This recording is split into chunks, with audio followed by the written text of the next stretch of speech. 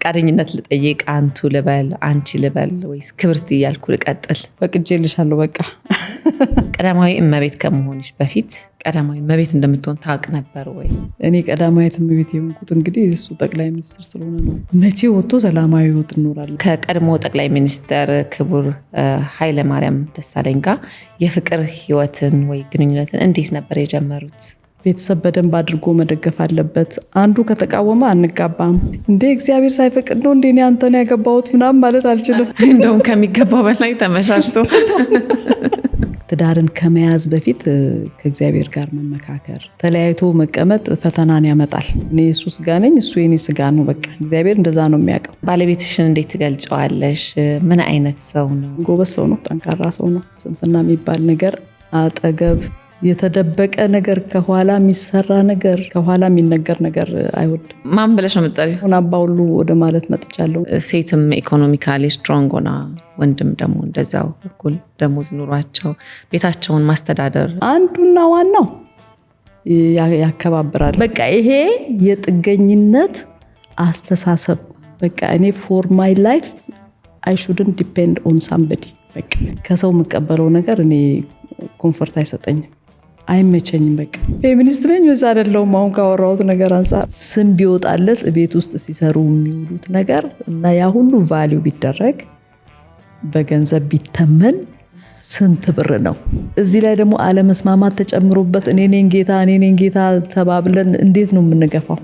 ከዛ ፊት ሰምቼም አላቅም እንደዛ አይነት ነገር። በቃ አዲስ አበባ እንደውም ሀብታም ብዬ ነው ማስበው። በአዲስ አበባ በሚገኙ የመጀመሪያ ደረጃ ትምህርት ቤቶች የትምህርት ቤት ምገባ ፕሮግራም በማዘጋጀት የሚገርመው ነገር ባዶ ምሳቃ ይዘው የሚመጡ ልጆች ነበሩ አሉ እና ቦሌ መሀል ላይ ደግሞ እንዲሁ ትንሽ ወደ ኮልፌ ወይ ወደ ቃሊቲ ምናምን አይደለም ዴስክ ላይ ድፍት ብሎ ቁጭ ያለ ልጅ ነው የሚያዩት። በምን ሞራላቸው ነው ክላስ ውስጥ የሚያስተምሩት?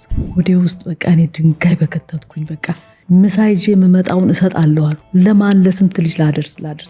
አቅም የለኝም እኔ ስንቱን ላብላ።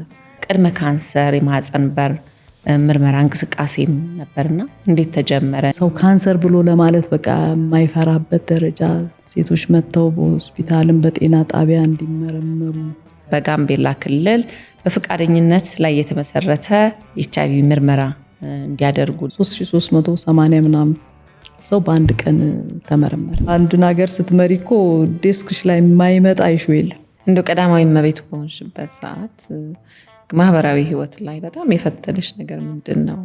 ያው እሱ ቸርች መሄድ አይችልም በሰዓቱ። ለምን? እሱ መሄድ ካለበት ሰው ሁሉ መፈተሽ አለበት። ግን አስማች አስፖስብል ካልተጓዝኩኝ የሆነ ነገር ካልተፈጠረ እሑድ አልቀርም። ቸርች እኔም የኃይሌም ስራ እቤት የሚመጣ ስራ ነው፣ እዛ የሚቀር አይደለም። የቤት ሙያስ ላይ እንዴት ነሽ? እሱን እንግዲህ ኃይሌ ይጠይቃ። ሌላ ጊዜ ስንጋብዝሽ ምን አዘጋጅተን መጠበቅ እንዳለብን እንድናውቅ ነው። ጥሬ ስጋ ካላመጣሽ እዚህ ጋር ሽንጥ ምናምን ካልቆረጥሽልኝ ብዬ አላስቸግርሽ ነው። እሱን እንግዲህ ኃይሌ ይሆናል። እንደው በህይወትሽ እጅግ በጣም ፈተነኝ ከበደኝ የምትይው ጊዜ ነበር ወይ? ብዙ አለ። ምን ችግርም አለ። ችግር ለሚያስጨንቅ ነገር ነው። ምን ችግር አለው? ሜዳ ደግሞ ታገኛለሽ። እሱ እኮ ነው ደስታውም። ግን ከተራራ ወርደሽ ሜዳ ስታገኝ ከሜዳው ደግሞ ወደ ተራራ ስትወጪ አንድ ቀን ከአምለሰት ጋር አንድ ቀን ከአርብቶ አደሯ ሴት ጋር በቃ ዋሉ። ባካችሁ ተዉ እባካችሁ አርብቶ አደሩን እዩት። ከነበረባችሁ የሀገራዊ ኃላፊነት በኋላ ኃይለማርያምና ሮማን ፋውንዴሽን ደግሞ በማቋቋም ስልጣን ባስረከብን በዛው ወር ውስጥ ነው ላይሰንሱን ያወጣነው። ተፈጥሮ በጣም ፖቴንሻል ያለበት ኤሪያ ሆኖ እያለ ነው ምን አይነት ላይፍ ስታይል ነው ሊኖረን የሚችለው የሚለውን በቃ ወደ ማሰብ ሄድኩኝ። ብዙ ነገር ነው የተጫወትነው። ብዙ ምስጢሬን አስወጣሽብኝ።